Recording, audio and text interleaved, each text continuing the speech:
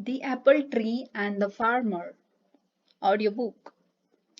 Once upon a time, there lived a farmer in a village beside a forest. He had a big garden that had an old apple tree and other plants, trees, and beautiful flowers. When the farmer was a little boy, he spent too much of his time by playing with the apple tree. Those days the apple tree had given the choicest of apples to him. However, as time passed, the apple tree became old and stopped bearing fruits. Now that farmer was not getting any apple from the tree. He decided that the tree was useless. Therefore, he decided to cut the tree and use its wood to make some new furnitures.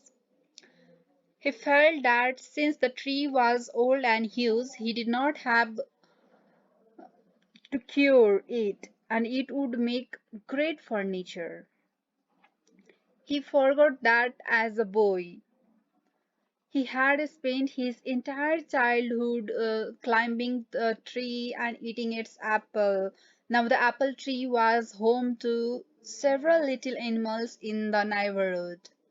This included squirrels, sparrow, and a huge variety of birds and insects. When the farmer took his axe and began chopping the tree, all the little animals came rushing down. They all began to play with the farmer. They gathered around the farmer and said, "Please don't cut the tree. We used to play with you when you were small under this very tree. This is our home, and we have no other place to go." The farmer was adamant. He raised his axe, and the commotion grew. "Please don't chop and destroy my home and kids," cried the squirrel. "Please don't chop and destroy my nest," cried the little birds. "Please don't cut the apple tree," cried the grasshopper. The farmer, however, forgot his childhood and his animals friend. Um, he began to chop the tree harder. All the little animals became desperate and wanted to protect the apple tree at any cost. The little animals said, "We will sing for you when you are toiling away in the fields. We will look after your little boy. He will not cry, but instead we will be entertained and happy. You will like our songs and will not feel tired." However, their cries for help fell on deaf ears. Despite all their requests, the farmer continued to chop down the tree. All of a sudden, he noticed something shiny. On inspecting it, he realized that it was a beehive full of honey. He took a little and put it in his mouth. The taste of the honey woke up the little boy in him.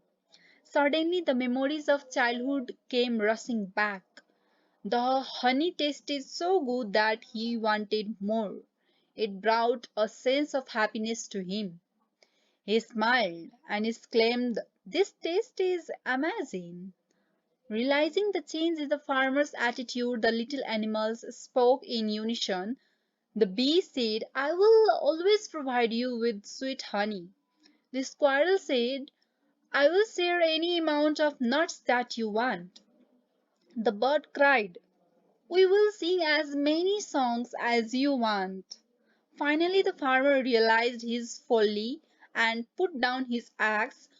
He understood that the tree was home to many lovely animals that provided him with so many things.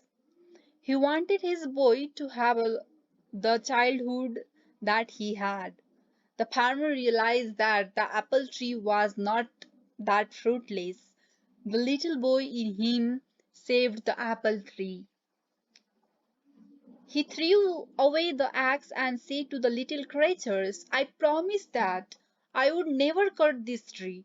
I have realized my mistakes, and you all can now live in peace and harmony. The little creatures thanked the bee for forcefully. If the farmer had not found the beehive, they would have been homeless by now. They continued living happily in the old apple tree. The moral of this story is each and every living thing in the nature is of some use. We should not destroy any living things. Thank you for watching my audiobook video.